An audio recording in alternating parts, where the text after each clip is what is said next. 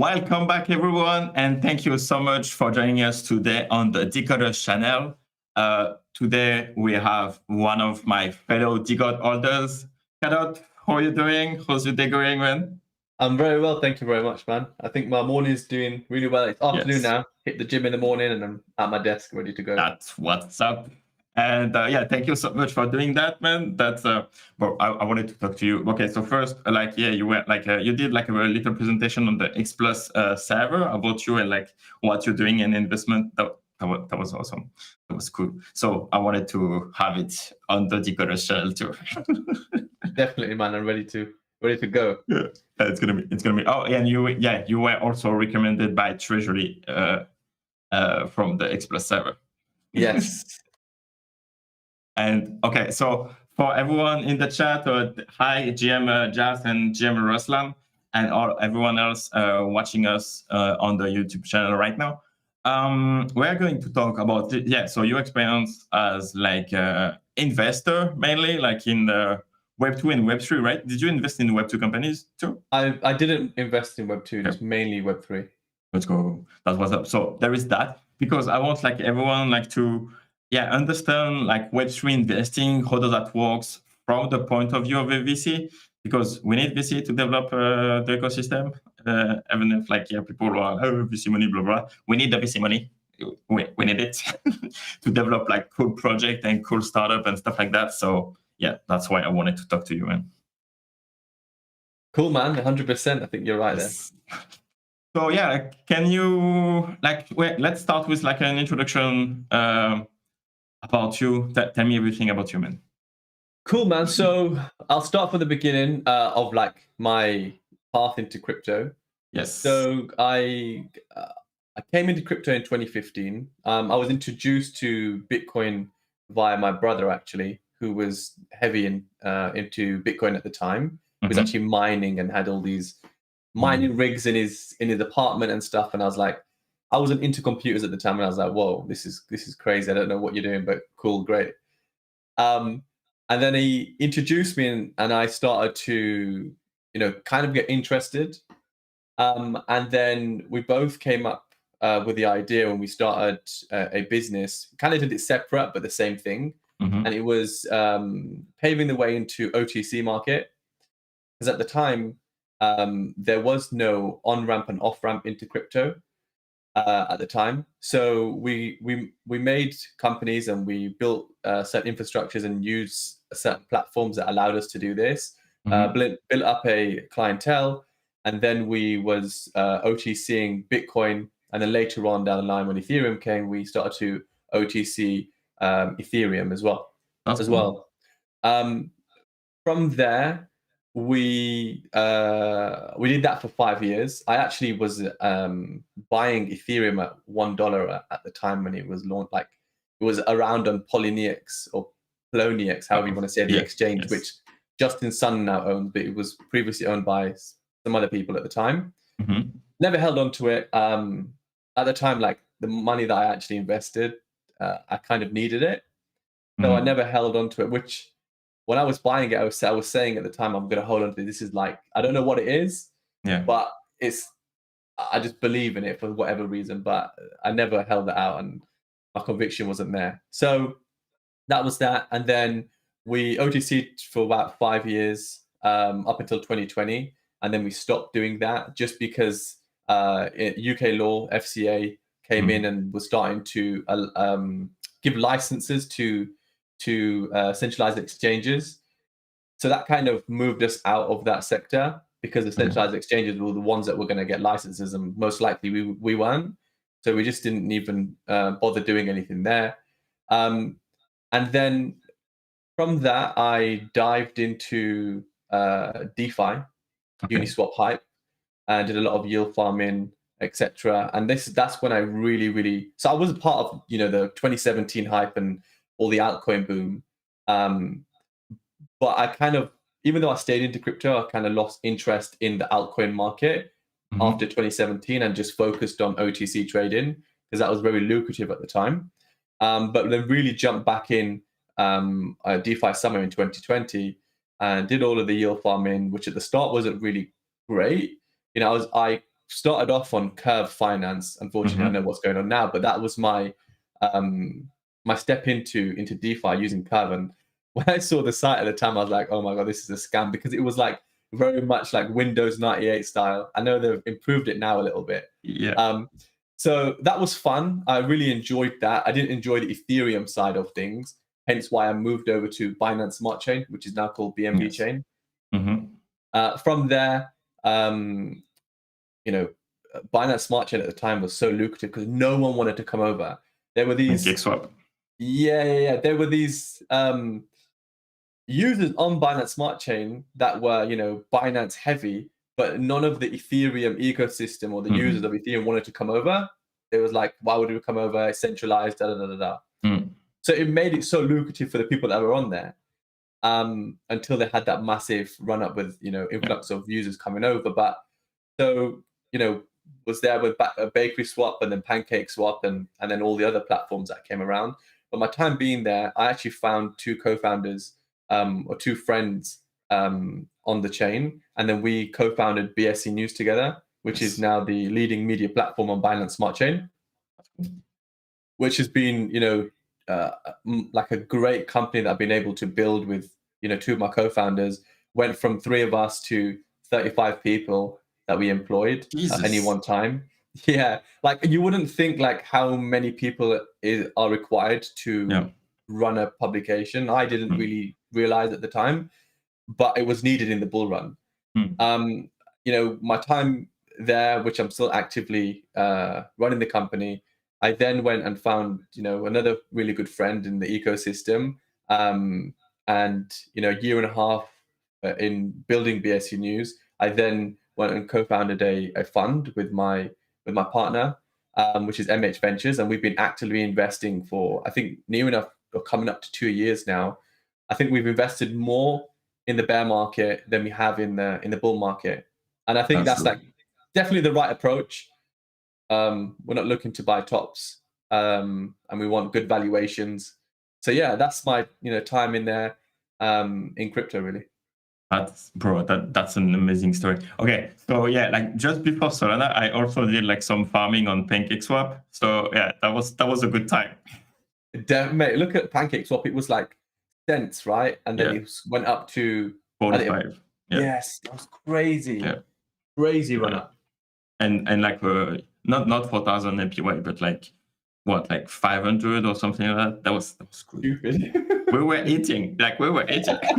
Honestly, that's where like my portfolio like really took off and like multiply quickly. So I bought it like around $10, and then it went like the next 2 weeks after like to 45 and stuff like that. And then I was like getting more cake and stuff like, and so yeah, like that was good. The APYs were amazing. Yeah. I was a genius for 2 weeks because then it went like back to a lot less. Yeah. But yeah, how is the Binance ecosystem right now? Like the Binance Smart Chain ecosystem, like because Solana hit hard the Binance Smart Chain, right? Yeah. So how is the ecosystem? I think it's I've been really I dive deep into Binance Smart Chain or BNB Chain, and just because the business was built on top of that. And at the time, like during the bull run, and even after that, when we still have the the 2022 downtrend, like it was doing really well. Now I feel regardless of all the regulation and all the what the SEC is doing, I just feel like it's slowed down a lot. Yeah. If I'm going to be totally honest, I feel like we've not seen too many new innovative protocols building on top of BNB chain unless they're going cross chain, right? The second thing is there's no real like focus. Like you go to Ethereum and it's very much DeFi and NFTs, right? You go to Solana and you would say like it's really much NFT backed. Yes. Right? That's the chain's really much focused on NFTs. You go to Polygon and I think it's a lot of gaming. And there is some DeFi aspects, but it's very much people were using it for building games on top of, right? And corporate deals, right? Like exactly. and amazing brands, and that was like due to Mhm. some of the recruits that they did that had that exposure to connections. And then you go back to BSC, and I just never really knew what their narrative was. I never Mhm. saw what the narrative was, and even until this day. And there's always that phrase of like a BSC or BNB is that the meme coin chain, right? It's being pictured Mhm. like that. So I think that it can do well still. Like they have a massive audience. Binance is the biggest Yeah. exchange. They onboard so many people just onto Binance Smart Chain through Binance. Mhm. The chain's great. It's cheap, easy to use, but I just feel like there's no actual narrative. People are going there or building on there, but they Yeah. build because they're going cross chain, or they build somewhere else and they then pivot Mhm. towards BSC because it just makes sense. Why not open it up to the doors Mhm. to that place? And that's what I would say. Okay. Yeah, like it was like meme coins because it was like kind of easy to create a token and then like run something and try experiment. And if your experiments fail, then it's become a rug. But yeah, that's another story. But like it's hmm. The fact that it was also like cheaper, not cheaper, but like even faster. Like okay, faster and cheaper, like to process a transaction on Solana. Do you think that hurt the Binance margin too? I don't know if Solana like hurt Okay. the like BSC in a way because of the transactions, because I Or think the that ecosystem, yeah. look, when I got into Solana, like I had one of my partner actually, Mhm. he was really heavy into Solana. Like he was like, this is, Okay. it's great, blah, blah, blah. And I was kind of reluctant because I was an EVM chain maxi, right? Mhm. And then I was like, oh, let's try it out because NFTs were hype. I think Degen Apes he was minting Degen Apes, and then I was curious about NFTs, so I kind of just jumped over there. And I think the onboarding of Solana was super hard at the time, just because there Oh, was not okay. really much infrastructure in terms of wallets and all of that until like now there is. Oh, it was Phantom, right? Yeah, yeah, Like yeah. the big There aha was, moment was the Phantom wallets compared to MetaMask itself. yeah. And I Yeah. think before that, I can't remember what we were using. I can't remember what it was called, but the wallet was horrendous. So that kind of really put me off. Yeah. And then I would send a token, let's say I had USDC, and I would send it to my wallet or whatever, and it would Mhm. just not show because you had to go and claim it from somewhere, just for Oh, okay. how it was set up. Mhm. I don't know how that worked. And I think the onboarding there wasn't great. But in terms of fees, I think that it did, of course it's really well. Like, I love it because it's so fast. I think the speed and Yeah. the fees are great for Solana. Did it take away from any of the EVM chains? Yeah. Maybe not back then. However, I do think so. It's starting to slowly, and it will during the Mm. next bull run. Okay. Just because there's infrastructure, meaning wallets and there is DeFi apps being built, and I think that's where it leads to on Solana. So you would see more growth on Solana ecosystem than the ETH and slash EVM ecosystem in the next bull run? No, no, I think Ethereum is going to always be number one. Like Yeah, that okay. is the onboarding of users, right? People Hmm. they just go, and like a lot of people start there. Okay. That's how I see it. Yeah, you have a little visitor. Yeah, but But okay, that's great. Yeah, like yeah, and we still have a huge amount of liquidity on ETH, and that was basically the Decod play too, right? For the season 3 yeah, and yeah, bridge and stuff. Right? Oh, by the way, yeah, we need to talk about that too. Like, are you yes. excited for season 3? But I'm very, very excited. I've been waiting for, I'm not one of those like, oh my God, delay, delay, delay. I don't Yeah, really care about that. That neither. doesn't bother me Yeah. because I feel I understand what it takes to build, and I understand like there's always going to be setbacks. Mhm. And what means more is getting it right, right? And Yeah. if it takes them time, cool. I'm excited because I know that they're capable of super innovative ideas and actually Mhm. delivering on those. That's why I'm excited. Yeah. No, Um, yeah, that's cool. and And you know, like regardless of how hyped Frank is, that doesn't bother. Like whatever, that's cool, and I love Frank, and let him hype it up. But I just know that the whole team behind it and what they're going to be bringing out because of what they've in a way said. Yeah. What makes me even more excited and what they understand is don't just do one thing, and that is the season or that is the drop, and how you see protocols. We've got a new feature, great, amazing, pump. Cool. But it's more that what they've said now, it's going to be a progressive thing over time where we'll release things and keep that, like, I don't know what a better word, but keep that hype going. Yeah. Thank you so much. Sorry. That's okay. Honey, give me 1 second. I'm really sure, sorry. No problem. No problem. I'm gonna hide the camera for a second.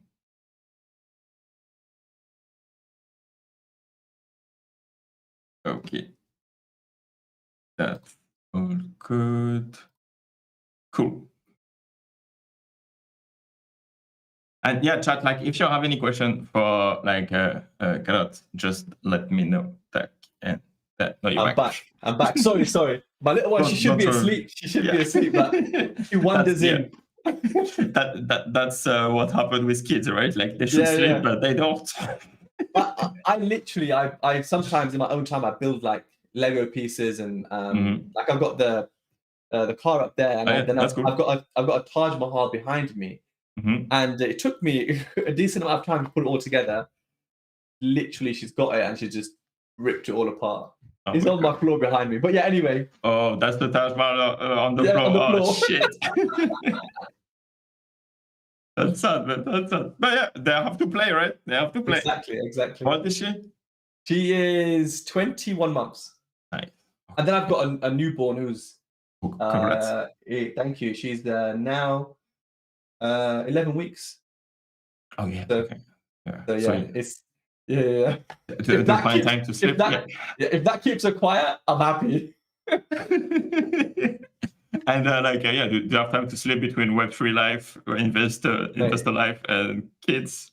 So when I started my first company, which is like in crypto, like BSC News, let's say, for example, I had so much time. Like I'd be on here 24/7 because I had no kids right at the time. I had my wife, and she was cool, that she understood, and that was fun, right? Like I would just be here constantly from day to night because there was so much to do. And then I had kids, and it was like my first kid time was cut, second kid time cut even more.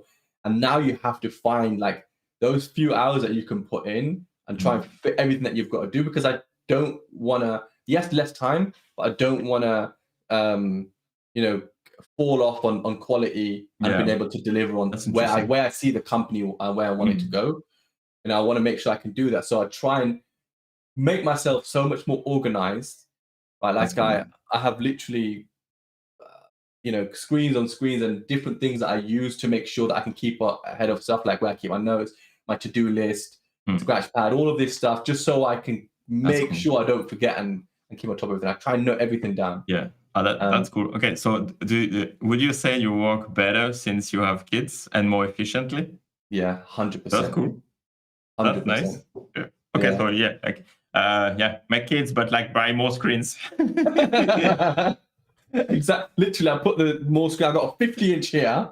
That's cool. I count 50 inch, and I got two vertical monitors, just so that I can, have everything on the screen and make sure, like, it just makes it more efficient for me. And that was. Do you have a screen for the Decod3rs flow?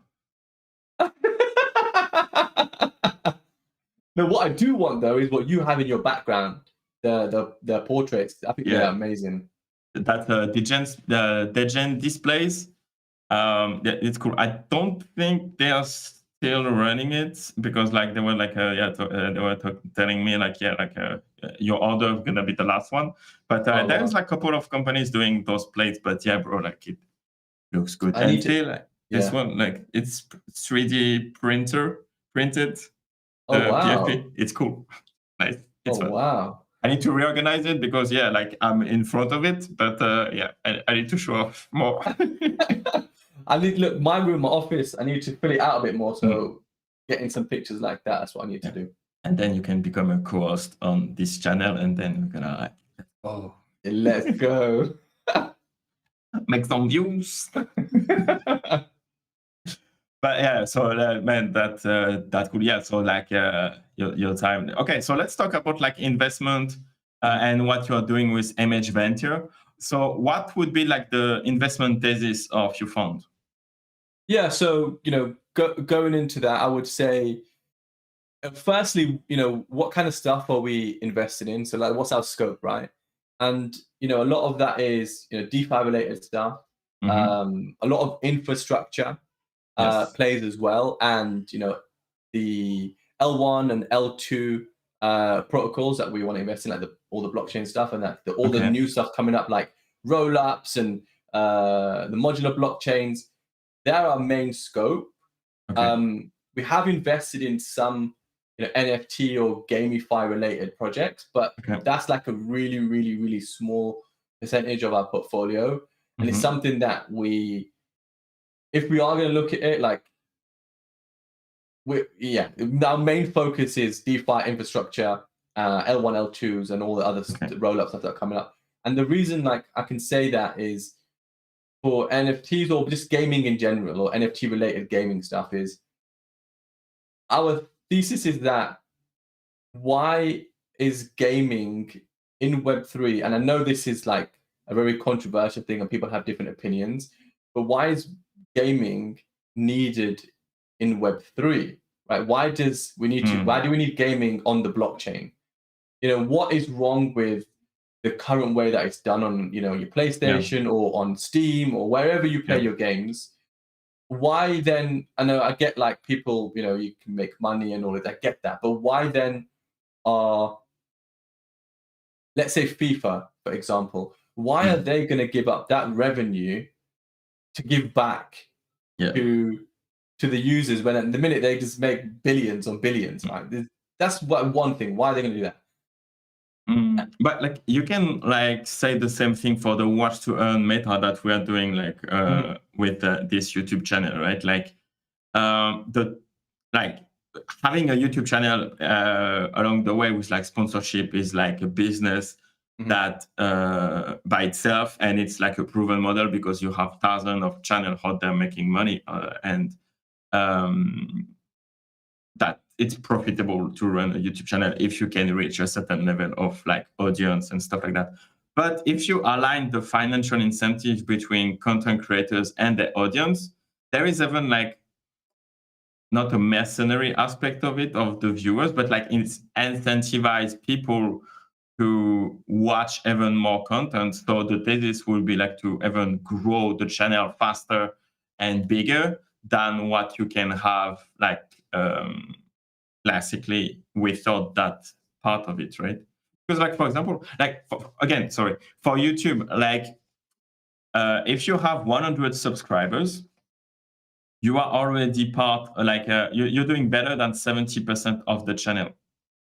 If you have 1,000 subscribers, you are in the top 10% of the channel on YouTube. And it usually take one year if you have a successful channel to get to 1,000 subs. But I believe that with this like watch to earn meta that we put in place, we attract 4.6 thousand subscribers, and we get like monetization in 6 months instead of like 1 year. So we have to qualify the audience because I don't want viewers that just here to farm views. But like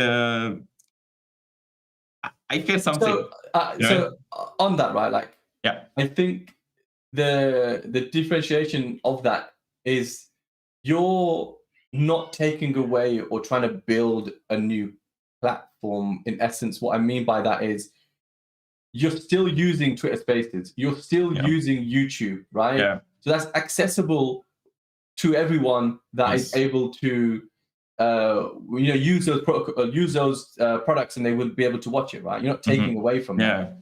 Where gaming on the blockchain in Web3 are kind of taking away from, they're trying to build something on here that takes away from the existing stuff where there's billions of people already using those, right?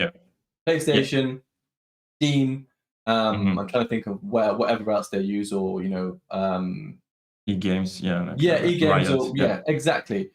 And the difference again is that the other thing on the gaming aspect or the play to earn aspect is the tokenomics are so Oh, flawed, shit, yeah, it's shit. right? That no one Yeah. has really solved that problem.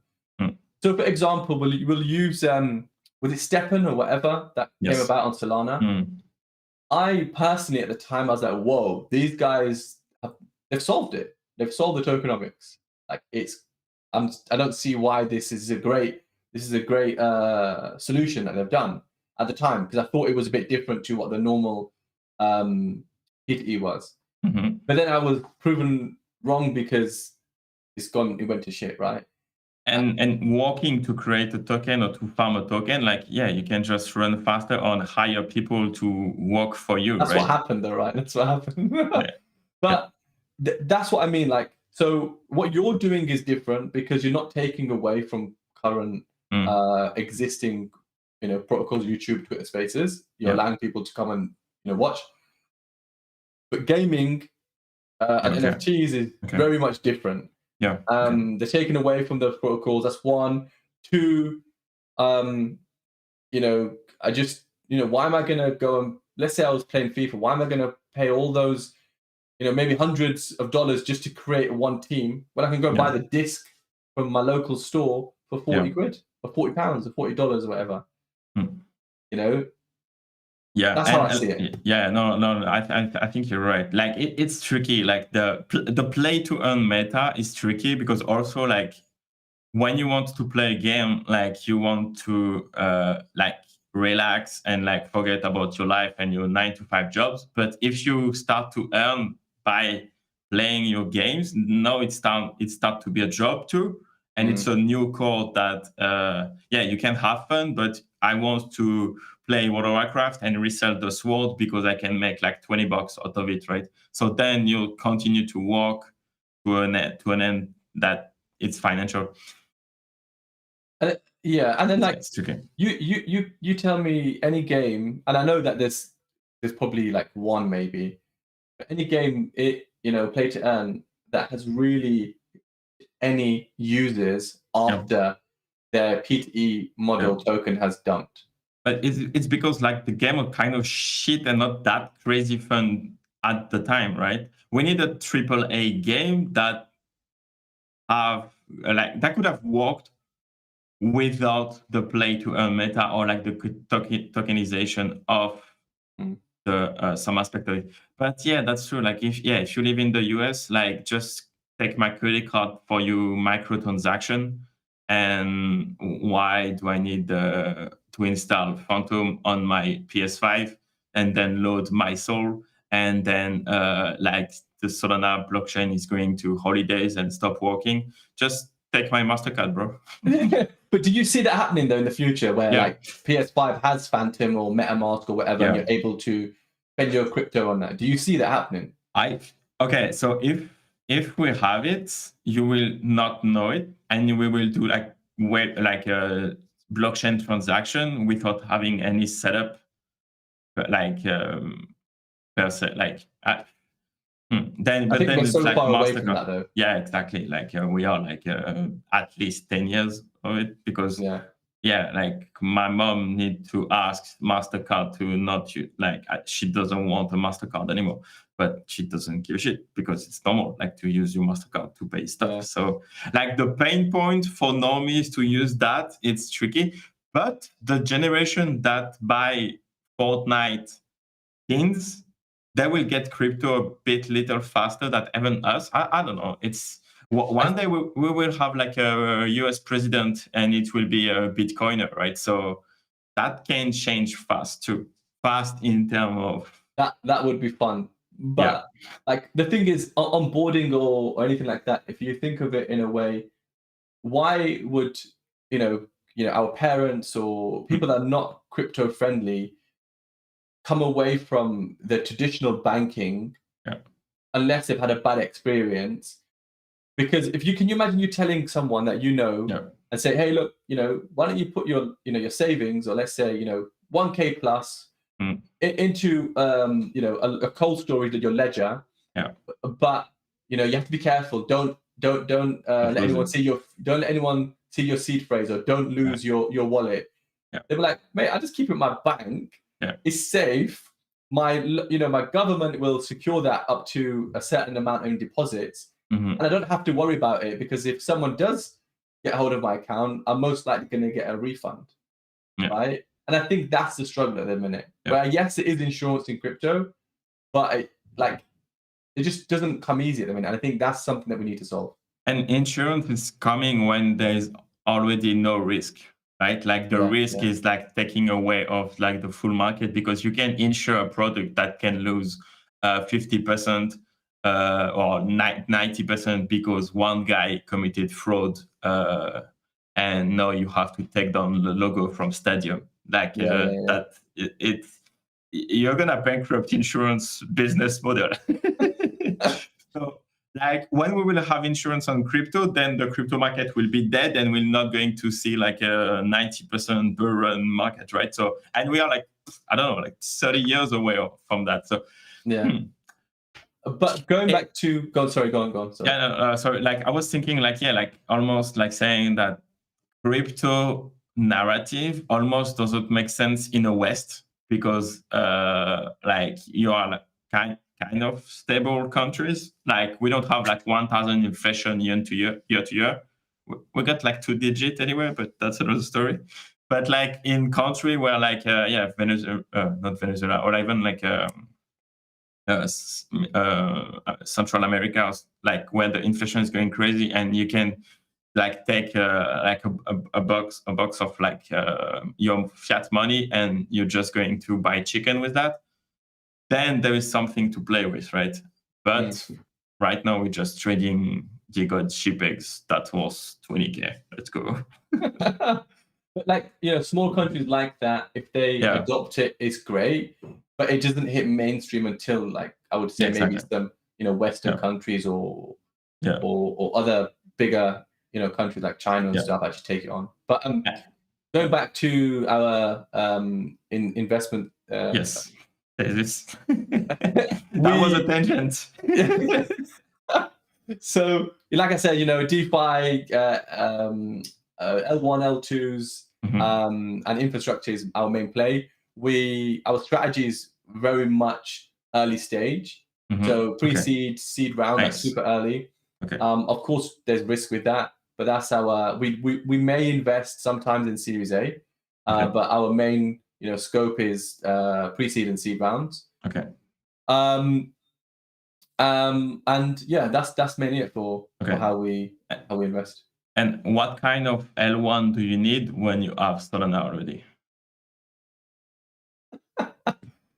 You know what? I've had this conversation before. It's like, how is there still space for all these new, L1, L2s or modular or roll-ups? As I've seen so many roll-up projects being raising. Like, how can there be still room for more? But funnily enough, in the space that we're in, there is, and how I see that and why is there still space is because I just on the EVM side, I feel yes, we found a winner, right?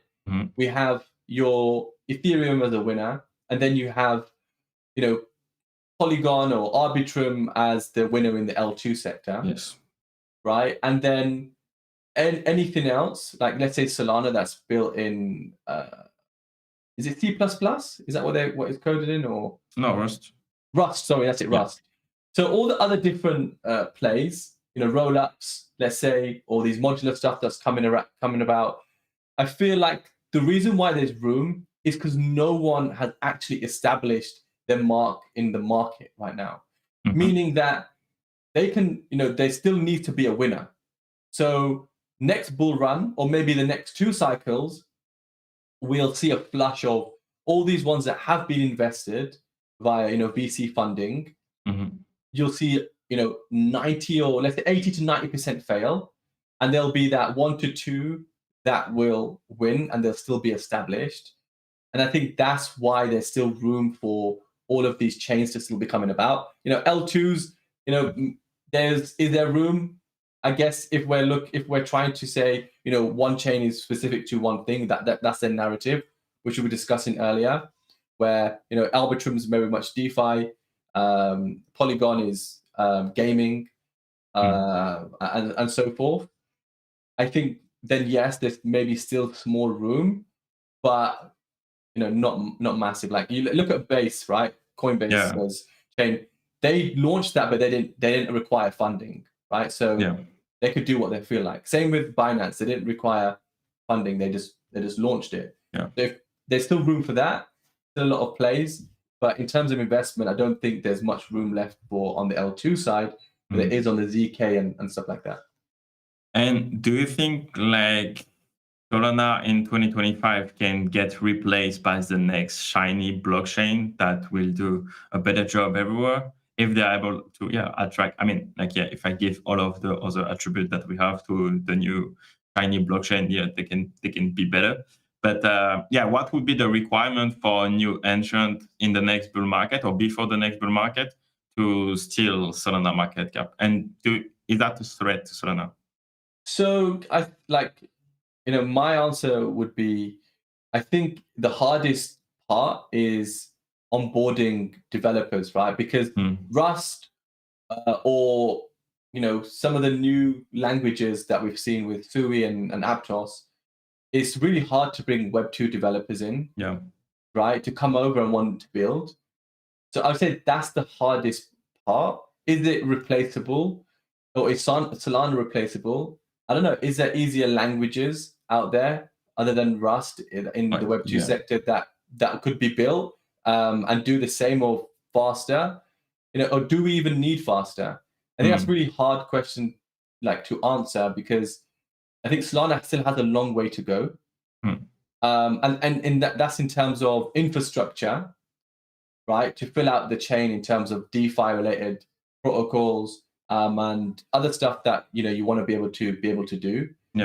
Is one, and then two, it needs the TVL. But if you can see now with Aptos and Sui, they are finding it hard for users to come and build because people don't want to learn a new language. I think that's the hardest part. That's how I see it in terms of developers.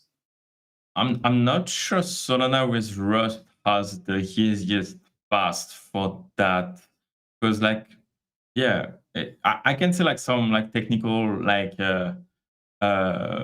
justification for Rust in terms of performances and stuff what they are doing, but it could be tricky to find a Rust developer that ready to jump into Solana. So it's interesting, but you're right. I think I don't have a huge experience in Rust, but it's a derivative of C++. Okay, maybe I'm gonna start saying shit, and it's gonna be recorded. So I will stop here. But we need more than 75 developers on Solana to keep building, right? Exactly. At least it's better than Sui and Aptos, where they've got 5 or 6. So but I think it's also because people made a shit ton of money during the bull market and thought that then the chain is sexy for people, and now that you put some eggs in this basket, then you want to keep it, push it, and that's why people stay and build, and then you have these things rolling up, right? It would have been different if Aptos and Sui had made basically millionaire from $10 investment to 100K or home or shit like that, which happened on Sol when you buy Sol at $1 and then that shit is going to 250, right? It's a good narrative.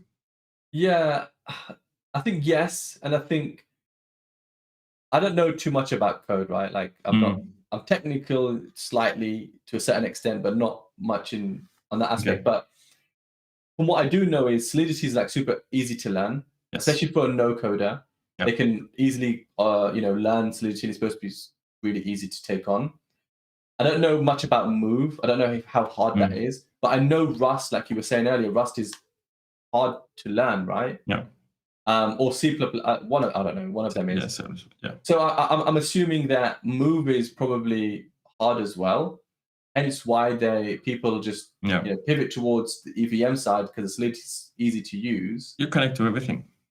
So, yeah, and it's like the EVM is like JavaScript, like and there's a shit ton of JavaScript developers, so it makes it easy to dive in EVM, and then Rust. It just you do the jump because we had money on Solana and like the TVL was bigger, and like you can make the investment back. And but like for my previous project, when I was doing implementing the stacking platform, I was happy that Ilmoy put like the stacking in open source because it did the job, and I just needed to download it, change the token, and then job done. That's what's good about this space, right? Yeah, be able to copy paste. Thank you, Ilmoy. Okay, so but that's gonna be interesting to see that development Solana in the future. That's for sure. I don't want to keep you like for too long because you told me you had like a busy day after that. So okay, but we need to mention like your VC roles and like the how a VC think about NFTs and Web3 in general. So okay, so how do you see NFTs? Are NFTs a new investment vehicle that's gonna keep like building on top of it, or is that just gambling and we are just madmen? It's actually a hard question, right? Yeah. So this comes from I think it's like anything currently in crypto, tokens or NFT. I think you're just gonna see some NFTs come out and be investable. And look at Yuga Labs, right? Yeah. They had huge amount of investment. They've raised tons of money from VCs for whatever they build. I know people talk about the game that they're doing, but I think there's going to be a lot more to come from them. Yeah. Decod3rs have also been able to invest. So I feel like NFTs isn't, it's hard because there's this really, really thin line, right? Of is it gambling or is it investing? Yeah. And I think that comes down to the user rather than the industry we're in and how you play it. So I think that, we're investing in NFTs. Are we gambling? I would say no, because I have a thesis behind why I make my investments. And I feel that, for me, for example, like what does an NFT mean to me, or like a community built NFT like Decod3rs, right? What does that mean to me? And I've thought about this a lot.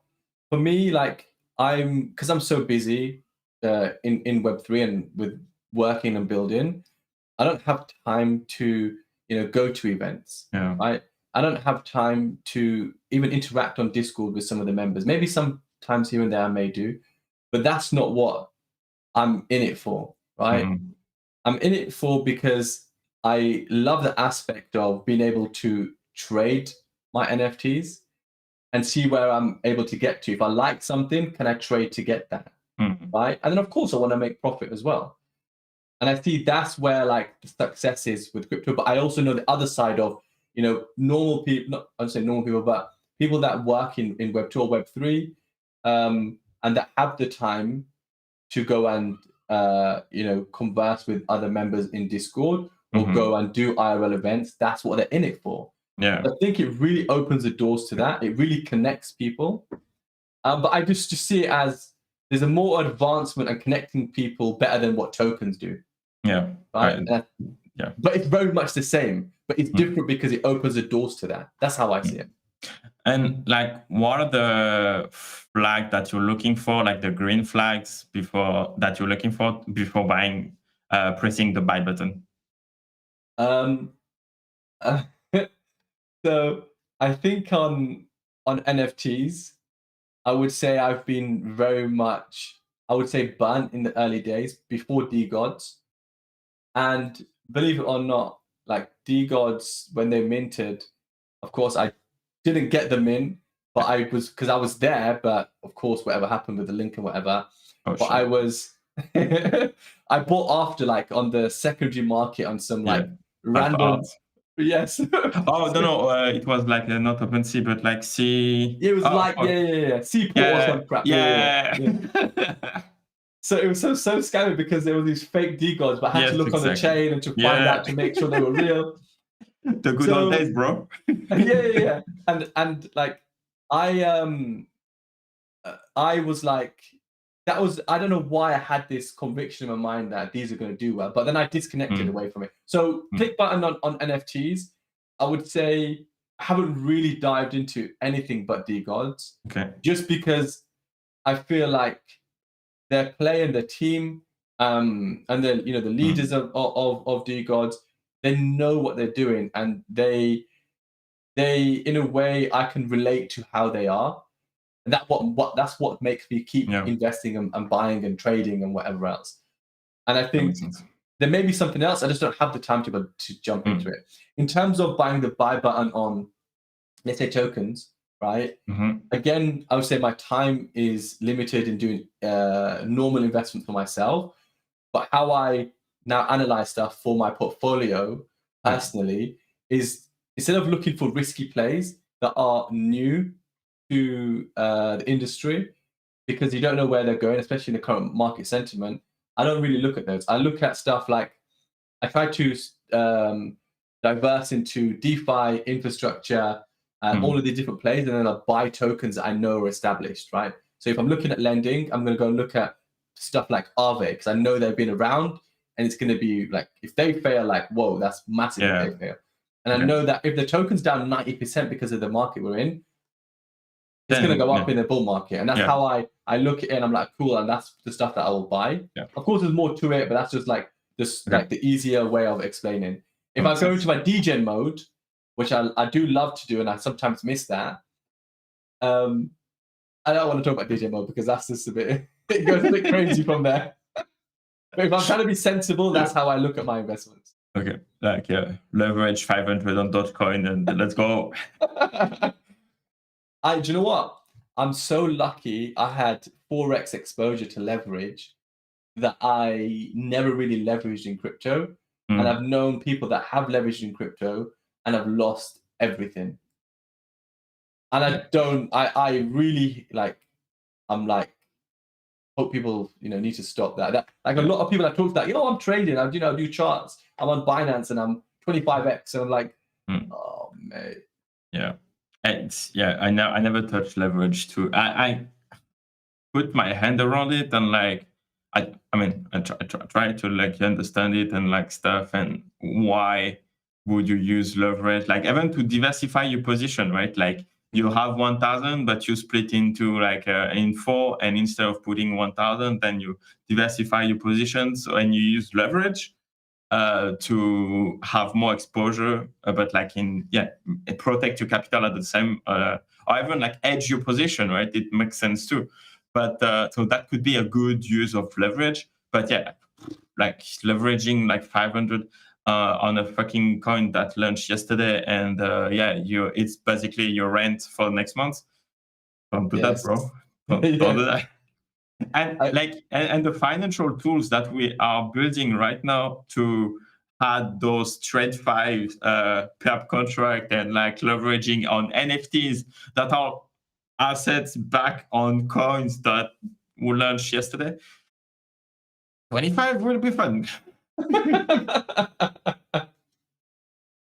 But yeah, man, I just, if you understand and you sensibly use leverage, it's fine. But when you go beyond maybe 5x, I think it's really dumb. But I've seen back in the day on BitMEX, when they used to, I don't know, I couldn't find, I was looking for the bot actually yesterday. There used to be a BitMEX bot that showed people getting wrecked and the positions that they used to take out. And I used to think how, and then you look at the BitMEX chat, they used to have a chat, people could talk while they were trading. And people just used to just 100x or whatever the max was on stupid amounts. And then after they've just been, liquidated within a split, even half a second, they just start crying. I'm like, oh, mate, it was so comical. But people need to learn, like, stop leveraging so much because it's not worth it. Yeah, it's volatile enough to make enough money without losing the money that you don't have. Yeah. Yeah, and we need an episode 2, bro, about like Let's do it. those market tools. Yeah, 100%, I'm down for it. the market tools that you should not use. Okay, that's a banger video, man. That's a banger video. But yeah, like we should like probably wrap it up. And I have like 2 questions for you that to close up the podcast. Okay, but like quick answer. Like, how do you think is the role of a VC in Web3 world? I think being able to provide capital to really good founders that can build innovative products, and giving them the ability to do that. Yes. I think that's what that's what we're there for. Yes. So yeah, that's why we need VCs in the industry, kids, to provide and push good funders. Let's go. That's what's up. Yeah, it's an essential part of like the growth, and if we can achieve that, it's hard, right? Because if there's someone has a really innovative idea, has the drive, has the motivation, and they want to build something, but they can't because they don't have the capital to back it. Yeah. Because they, depending on what the situation is, they may be taking high risk, and that risk may be they have a family, have a home, etc. Being able to say, okay, we believe in what you can do, we believe in the idea, we believe in everything. Like, here's the funding, go and do it. Yeah. Like, we're like building infrastructure and innovative ideas for us and for the years to come, especially in the Web3 industry, if we all believe that this is the future. 100%. That's okay. We need to close up on that. Yes. Okay, we need VCs in the game. Okay, so what would be the question that you wish people ask you but they never do? That's so hard. You know what? I don't know if I would want people to ask me a question. I would rather people that are close to me or know how I am give me constructive feedback all the time on the bad, and never praise me, just so I can learn. Yeah, that's cool. That's good. Okay, I can slide in your DM and give you feedbacks. Yes. Do that. Why did you invest in that, bro? I don't get it. And okay, so last question: who should be the next guest, and can you please make the introduction? Someone that I guess we all know, and I think it came up recently because they tweeted it out. I think Frank definitely should come on here next. I think everyone loves to hear what he has to say. He's a great speaker. Very articulate in his wording. So yeah, man, I think he'd make a great guest for your podcast. Okay. Awesome. And we can make it happen. Yes, let's do that. I'm gonna tag him in the X Plus Discord. Let's do it. Frank, what's up? Yeah. Have you seen like Mark also like response to I saw that. Frank said, "Why are you shitting on me, bro? Already?" Mark, you can come on the channel at the same time. It's good. It's not cheating if it's in front of everyone. But okay, so thank you so much for your time, man. Do you have any last words to share with the audience, or like any takeaway that you would like them to get at the end of this stream? I would say, look, firstly, like, thank you so much for allowing me to come on and asking me to come on. It's been a pleasure. I actually don't do too many Twitter Spaces or podcasts or anything like that, which I would love to get into more. Okay. But yeah, man, look, I appreciate you having me on. If anyone is listening that wants to chat, in relation to Web3 or anything like that, more than happy for people to DM me, chat to anyone just to have a good conversation. If I can help someone as well, that's what I'd like to do. Nice. But yeah, man, bring on season 3, bring on Web3, bring on let's just go. Let's go. Can't wait for season 33 though. It's gonna be a good one. But yeah, okay. Thank you so much, KDOT. That was a real pleasure to talk to you. You can come back whenever you want on the channel. We can like deep dive into more into like the VC world, because I think it's like a fundamental knowledge that you need to have in Web3 to navigate those like troubled water. And you are the perfect guest to talk about that. So appreciate it, man. Definitely will come back. Thank you so much. Yeah, let's schedule that, and let's DM Frank to bring his ass here. Yeah, let's do it. We'll spam him. Let's go. Thank you so much. Thank you so much, everyone, for joining us on like the Twitter space and on the the YouTube chat. That was a blessing. I hope you learned something and that you have a better idea of what a VC is doing every day and for the industry. Thank you so much. Subscribe to the channel, claim your views, and we will see you tonight for a follow-up on the DeFi Decod3rs Show with Z, and we're gonna talk about NFT perp contracts. Take care, man. Cheers, man. See ya. Bye-bye.